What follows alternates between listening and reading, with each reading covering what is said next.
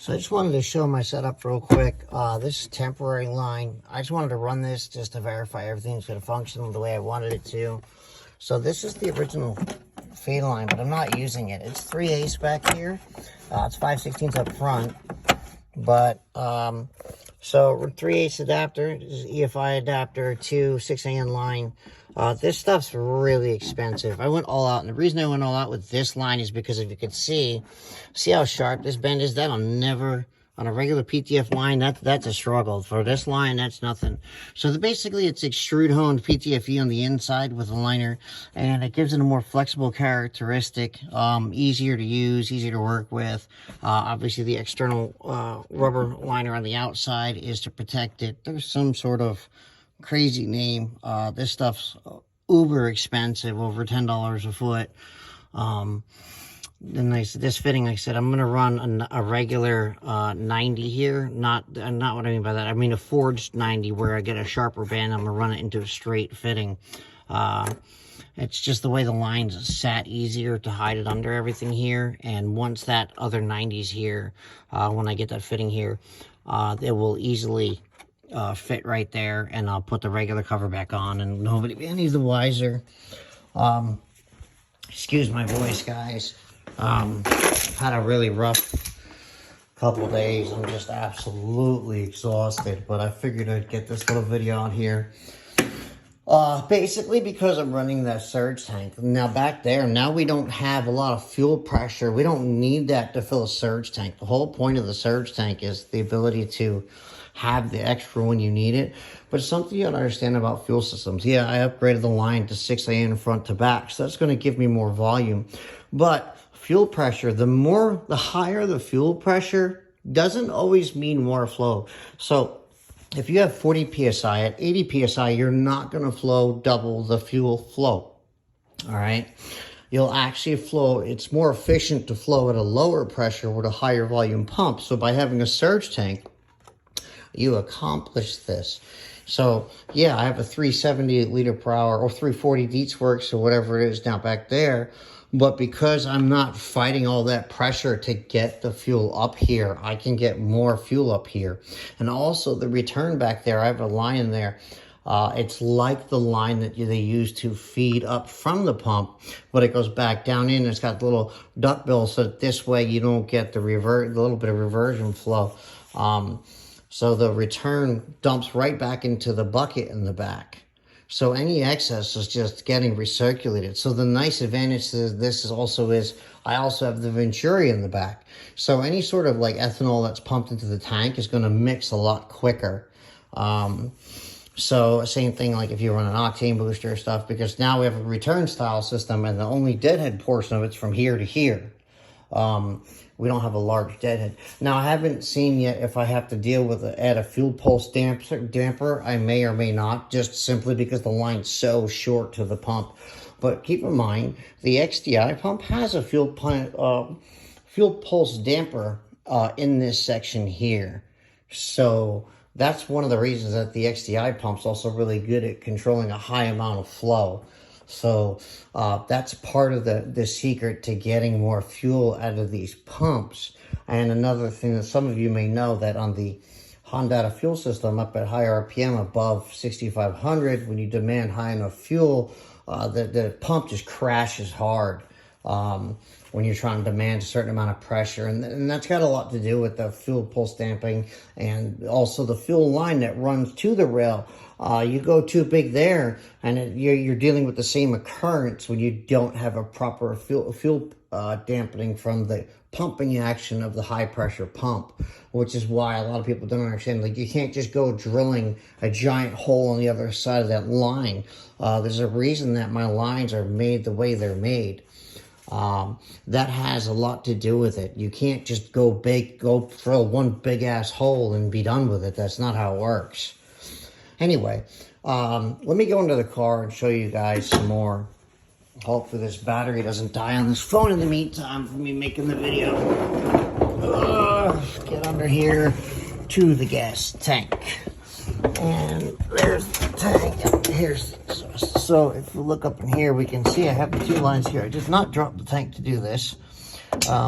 You can, I can't get the phone in there, but you can snake them through there. You don't need to drop the tank. And just try to give you a look from the length. So behind this shield, I just ran them parallel to the original lines. You see here midway, I use stainless steel zip ties. And I'll never chew through these. If you're using cheaper, if you don't use nylon woven under the car, because this stuff will be like, it's gonna move around, and you don't want that under the car because anything coming up and hitting it, snagging it. You want the rubber coated stuff here. I mean, it's good to have it for the lines up there, but also I'm in tighter constraints of space here, making tighter turns. So as you can see, I mean, up to here, there's not a lot of tight turns. This is just loose at the moment. I haven't pulled this tight yet. This is all temporary till I get the transmission back in, and then I'll tighten up these lines and lengths. But you can see it was a lot easier to get through here with no subframe, no exhaust. But this is where the stock is, and there's the stock, I want to say like heat shield slash guide, or whatever you want to call it, bracket.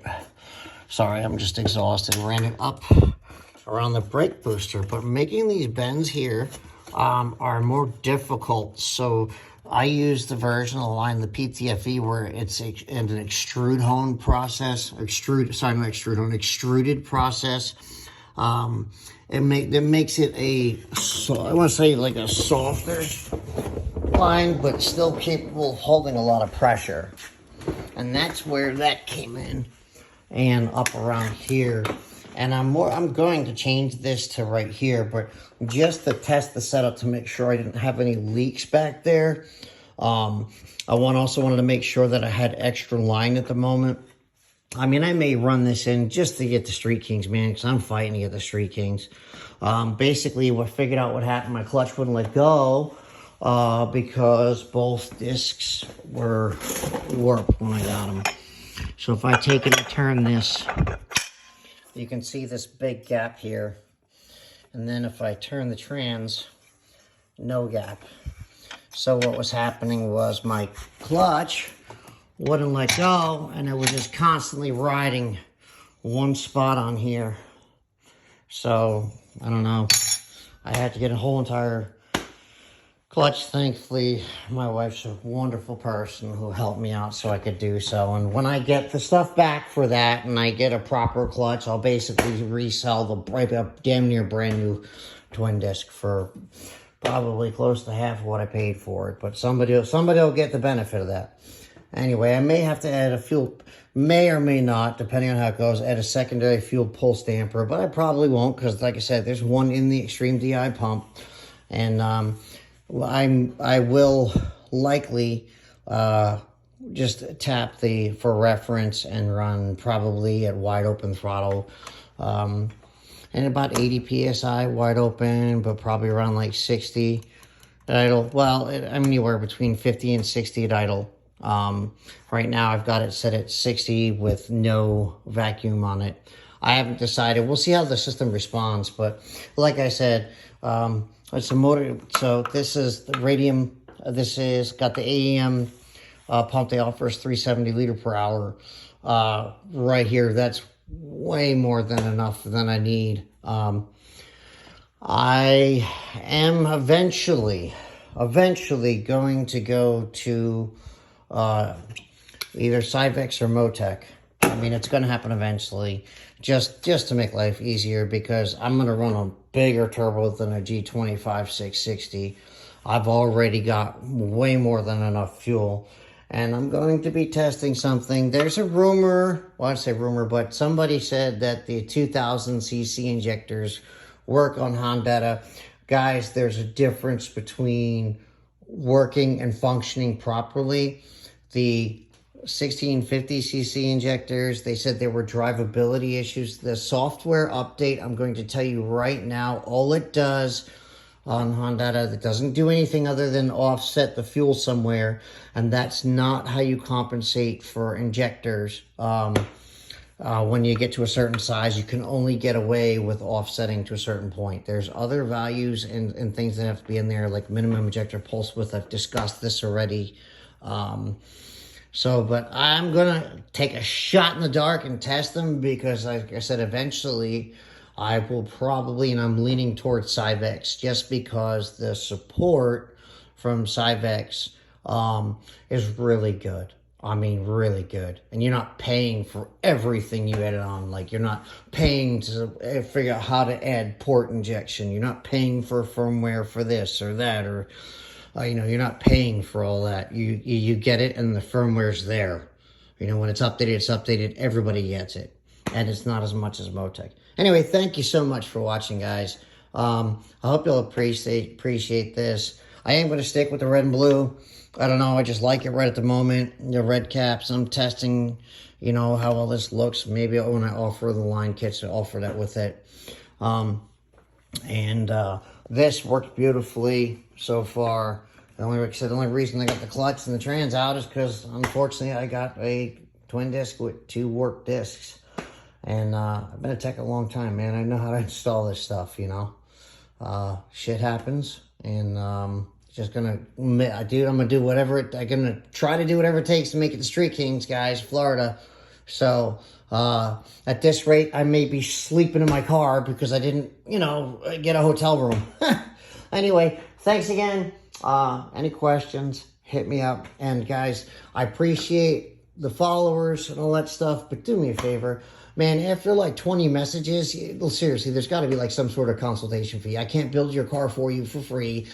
There are other paying customers who buy stuff, and if you guys really want, like, seriously, like, I can give you the information to a point, but please don't abuse my generosity. After 20 messages, I'm not going to just keep responding. Other people need my time. They pay for my time. They deserve it because they pay for it. I pay somebody else for a product, and I pay for information from other companies. So please show me the same courtesy. Thank you so much for all the followers. And you guys have a great holiday. In case I don't make another video before Christmas, Merry Christmas.